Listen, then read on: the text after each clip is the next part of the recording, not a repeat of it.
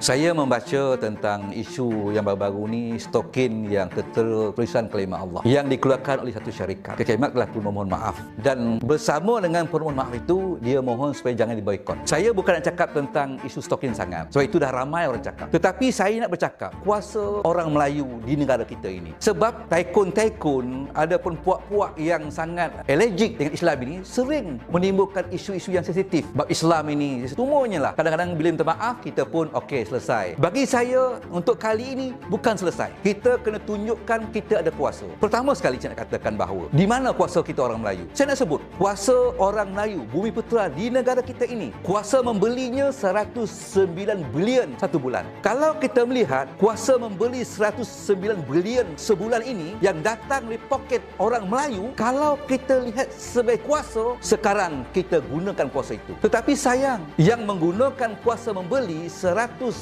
bilion sebulan ini bukan kita orang Melayu, digunakan oleh taikun-taikun. Contoh saya nak bawa. Dulu Perdana Menteri telah pun menghilangkan kuasa dominasi beras tempatan yang dimiliki oleh Syed Bukhari. Ditarik. Saya ingat ramailah taikun-taikun yang dominasi gula dan sebagainya akan ditarik balik. Rupanya beras saja. Beras orang Melayu ditarik balik. Bila ditarik balik, timbul isu beras. Beras tempatan hilang, disorokkan. Akhirnya timbul isu beras campuran. Keluarlah kenyataan, diwar-warkan, diviralkan, akan keluar beras Madani 10 kilo dengan harga RM30. Tapi hari ini tak di manalah beras itu. Tetap rakyat bersusah-susah untuk beli beras mahal. Tapi saya nak katakan, sebut tentang kuasa membeli orang Melayu 109 bilion sebulan ini dilihat sebagai peluang keuntungan oleh taikun-taikun. Taikun beras, ambil beras tempatan, campurkan dengan orang import dan dijual dengan harga import, harga mahal. Lihat, sehari taikun beras boleh mendapat 6.35 juta. Sehari taikun beras ini, beras tempatan dicampurkan dengan beras import, dijual 10 kilo, kemudian dia boleh untung sehari 6.35 juta sehari. Dia tahu kuasa membeli orang Melayu itu digunakan untuk keuntungan mereka. Walaupun terpaksa menghilangkan kuasa dominasi beras orang Melayu, Syed Bukhari, maka dialihkan kuasa orang Melayu yang membeli beras tempatan itu, dialihkannya kepada membeli beras campuran yang dimiliki oleh taikun-taikun. Ini mereka nampak manfaat besar, keuntungan besar kepada taikun-taikun tentang kuasa membeli orang Melayu yang besar ini. Saya ulang balik, kuasa membeli orang Melayu sebulan ialah 109 bilion. Sekarang saya nak bawa tuan-tuan sekalian, isu menghina Islam, menyebut isu yang sensitif ini, kalimah Allah dan sebagainya, bukan sekarang, dah lama dah. Tapi bila mereka minta maaf, okey, kita maafkan. Bagi saya tidak cukup.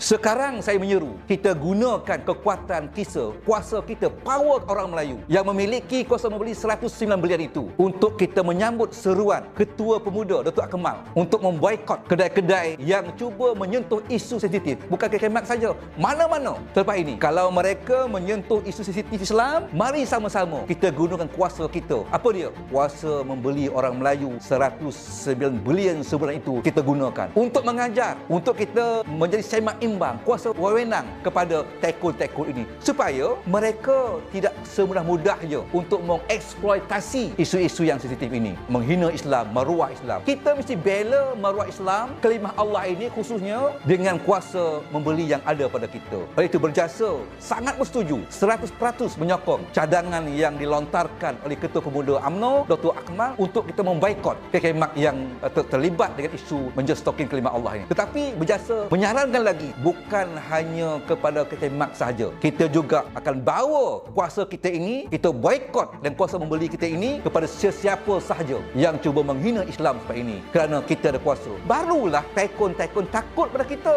Tapi apa berlaku hari ini? Taikun menggunakan kuasa membeli orang Melayu untuk dia kaya. Cuba kita bayang tuan-tuan, kuasa membeli kita itu boleh mengkayakan taikun bab beras sahaja 6.35 juta sehari. Ini kuasa kita, dia gunakan untuk kaya. Sekarang mari kita gunakan kuasa kita untuk kita mengajar mereka duduk di negara kita, Islam agama persekutuan, mereka mesti menghormati agama kita sebagai Islam agama persekutuan, dan kita tidak kacau agama mereka, beramallah dan hormatlah agama kita. Ini yang saya minta ke semua rakyat Indonesia. Mari sama-sama kita gunakan kekuatan kita itu, kita angkat saranan yang dilontarkan oleh Ketua Pemuda ini untuk kita memboikot mana-mana yang cuba menyentuh isu sensitif agama kita. InsyaAllah ini kekuatan yang ada di tangan kita yang sekarang kita kena gunakan. Jangan tangguh-tangguh lagi.